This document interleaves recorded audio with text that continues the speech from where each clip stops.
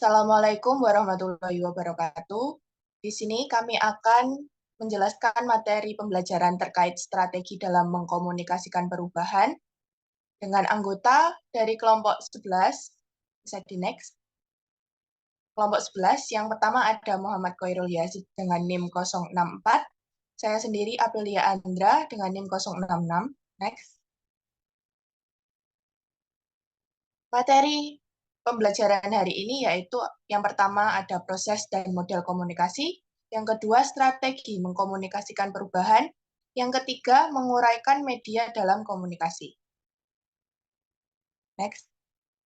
Oke, yang pertama kita akan belajar tentang proses dan model komunikasi. Next. Sebelumnya, kita harus mengerti terlebih dahulu apa pengertian dari proses komunikasi. Komunikasi sendiri berdasarkan KBBI yaitu pengiriman dan penerimaan pesan atau berita antara dua orang atau lebih sehingga pesan yang dimaksud dapat dipahami. Adapun pengertian dari proses komunikasi yaitu jalannya kegiatan penyampaian serta pemindahan seluruh rangkaian dengan menyusun dan memilih kata dengan disengaja serta memiliki arti untuk orang yang terlibat dalam komunikasi. Next. Nah, untuk berlanjut pada proses komunikasi, kita terlebih dahulu harus mengetahui apa saja komponen-komponen dalam proses komunikasi. Komponen dalam proses komunikasi ini sendiri terdapat 8. Yang pertama yaitu source atau sumber.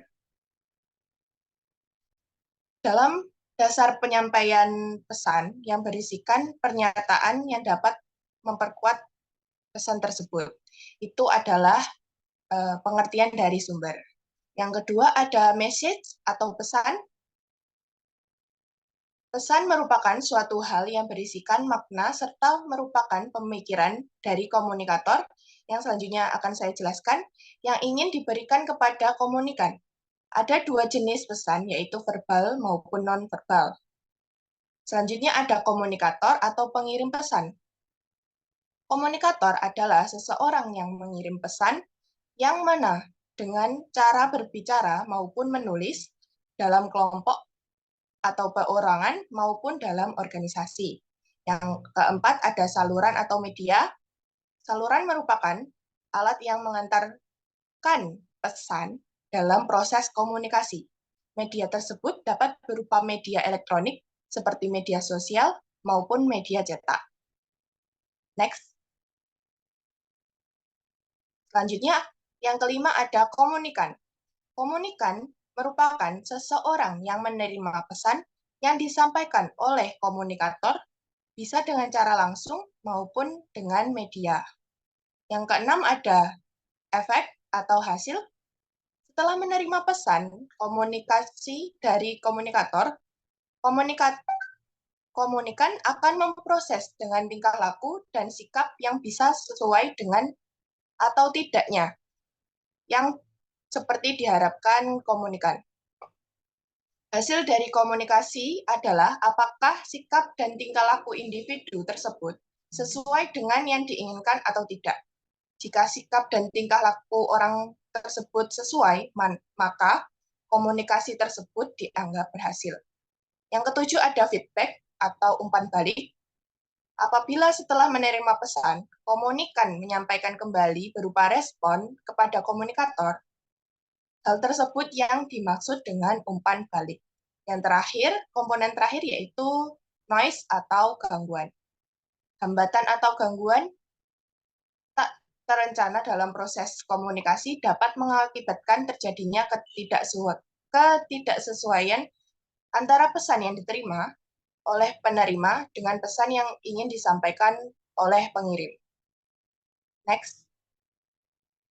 Nah, setelah mengetahui apa saja komponen-komponen dari proses komunikasi ini, maka ada tahapan dari proses komunikasi.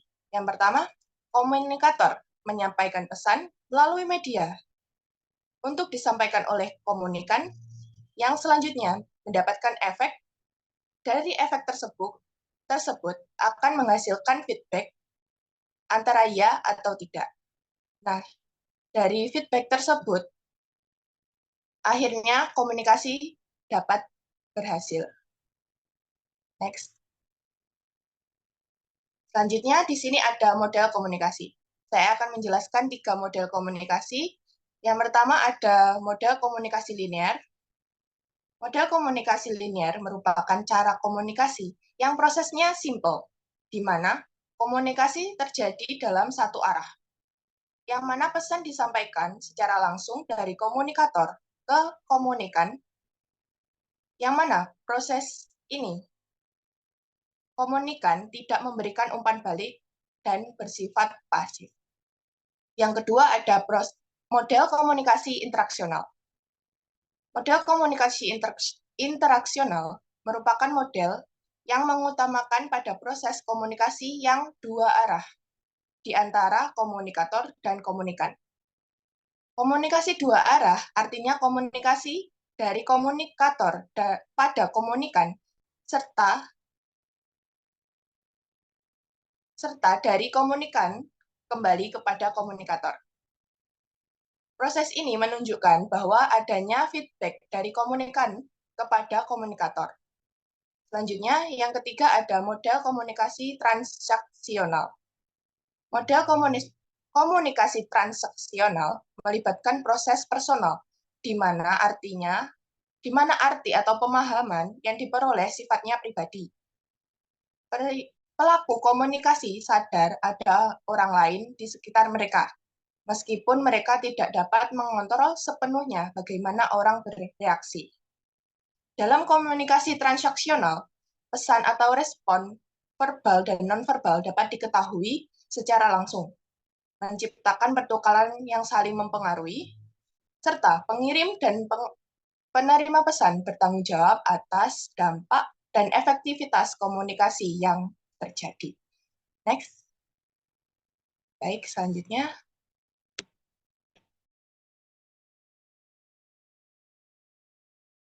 Baik, yang selanjutnya di sini saya akan menerangkan materi mengenai strategi mengkomunikasikan perubahan.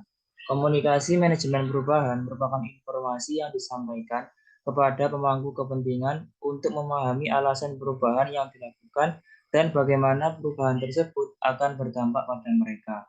Praktik terbaik dalam manajemen perubahan dan komunikasi adalah menyampaikan pesan secara tepat waktu, jelas dan mudah dipahami, konsisten dan relevan bagi audiens. Memiliki strategi komunikasi manajemen perubahan sangat penting untuk keberhasilan inisiatif manajemen perubahan.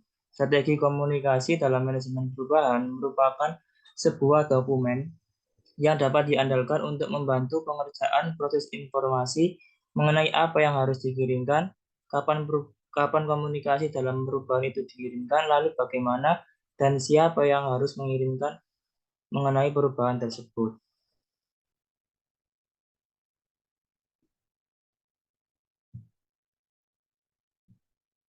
Dalam strategi mengkomunikasikan perubahan ini terdapat beberapa strategi, yaitu yang pertama, tetapkan tujuan dan manfaat komunikasi. Saat mengembangkan strategi komunikasi, terutama dalam aspek internal, maka diperlukan tujuan dan sasaran yang jelas. Hal ini termasuk pada apa yang ingin dicapai, bagaimana rencana untuk mencapainya, siapa yang akan bertanggung jawab, serta bagaimana rencana mengkomunikasikan perubahan itu bisa sukses. Lalu yang kedua, melakukan analisis pemangku kepentingan dan menentukan audiens. Sebelum melakukan komunikasi dengan audiens, perlu dipahami siapa mereka, apa yang mereka inginkan, apa yang mereka butuhkan.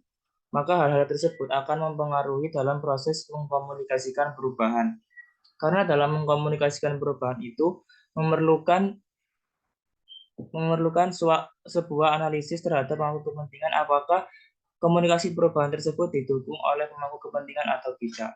Lalu yang ketiga, kembangkan pesan-pesan utama dan konsisten dalam komunikasi. Dengan mempertimbangkan tujuan dan definisi audiens, sekarang saatnya menentukan apa yang ingin dikomunikasikan. Kemungkinan besar akan didapatkan beberapa pesan utama yang bersifat umum serta pesan yang spesifik dan disesuaikan untuk berbagai pemangku kepentingan dan dari sisi audiens. Lalu yang keempat, menentukan saluran komunikasi. Sebelum menyampaikan perubahan, tentunya membutuhkan beberapa saluran komunikasi. Seperti misalnya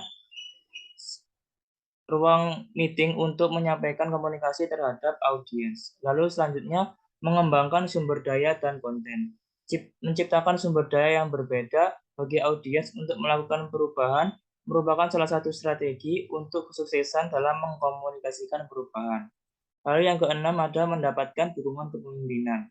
Agar perubahan berhasil disampaikan terhadap suatu organisasi, maka diperlukan dukungan dan komitmen dari kepemimpinan.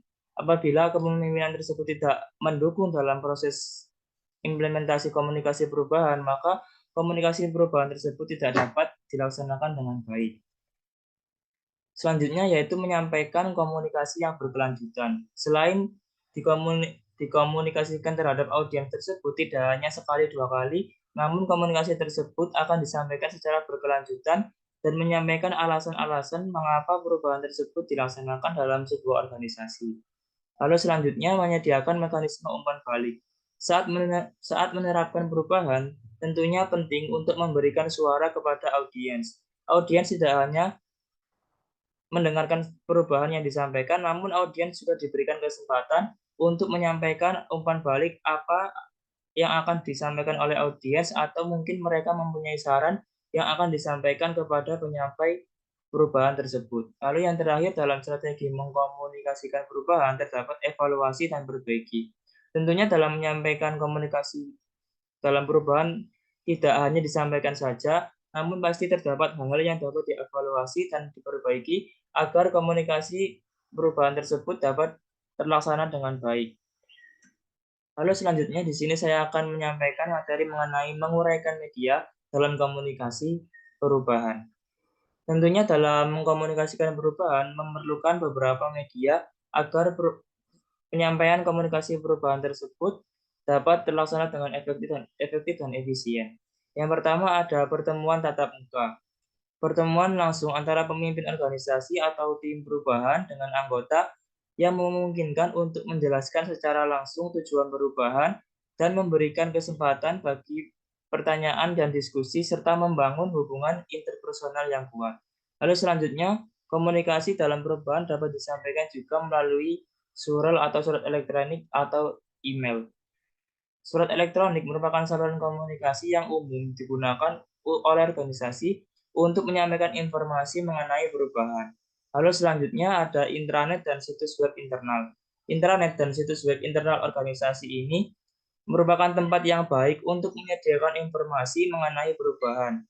Seperti misalnya artikel, pengumuman, atau panduan mengenai perubahan yang ada dalam organisasi itu dapat disampaikan dalam intranet atau situs web internal dari sebuah organisasi. Lalu selanjutnya ada papan pengumuman dan poster. Papan pengumuman dan poster dapat ditempatkan di lokasi strategis dalam organisasi untuk menyampaikan pesan perubahan. Desain yang menarik dari papan pengumuman atau poster dapat menarik perhatian dari anggota untuk memahami apa perubahan yang ada dalam organisasi tersebut. Lalu selanjutnya ada media sosial internal. Platform media sosial internal seperti mungkin dalam suatu organisasi tersebut mempunyai Instagram maupun YouTube untuk disampaikan perubahan, maka akan dapat menarik perhatian dari anggota dan memahami apa perubahan yang akan terjadi dalam sebuah organisasi tersebut. Lalu selanjutnya ada video dan materi multimedia. Dalam mengkomunikasikan perubahan terdapat media yaitu video dan materi multimedia yang merupakan alat yang efektif untuk menyampaikan pesan perubahan secara visual. Lalu selanjutnya dapat melalui pelatihan dan workshop. Pelatihan dan workshop dapat diadakan untuk memberikan pemahaman yang lebih mendalam mengenai perubahan, memberikan keterampilan baru yang diperlukan, serta memfasilitasi audiens untuk berdiskusi dan berinteraksi. Lalu yang terakhir ada kuesioner dan survei. Kuesioner dan survei dapat digunakan untuk mengumpulkan umpan balik dan pendapat anggota mengenai perubahan yang sedang berlangsung dalam sebuah organisasi. Dengan memilih dan menggunakan media yang sesuai dengan konteks dan kebutuhan organisasi, serta audiens yang dituju, maka hal tersebut dapat meningkatkan efektivitas komunikasi perubahan dan mendukung keberhasilan implementasi perubahan. Baik, sekian penyampaian materi pembelajaran dari kelompok kami. Apabila ada kurang lebihnya, mohon maaf yang sebesar-besarnya. Assalamualaikum warahmatullahi wabarakatuh.